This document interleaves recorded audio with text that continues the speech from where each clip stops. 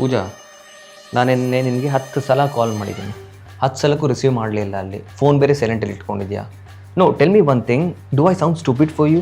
ಇಲ್ಲ, ಮತ್ತೆ ಪದೇ ಪದೇ ನನಗೆ ಕಾಲ್ ಮಾಡಿ ನನಗೆ ಮೆಂಟ್ಲಾ ನಿನಗೆ? ನಂಗೆ ಗೊತ್ತಾಗಿಲ್ಲ. No, just leave it, just don't talk to me. Wait, Bharat, I am really sorry. Sorry for what? ಇವತ್ತೆಲ್ಲ ನಾನು ಒಳ್ಳೆ ಮೂಡಲ್ಲಿದ್ದೆ, ನಿಮ್ಮ ಹತ್ರ ಜಗಳನೇ ಆಡಬಾರ್ದು ಅಂತ ಅಂದ್ಕೊಂಡಿದ್ದೆ. But you don't deserve it. I am sorry.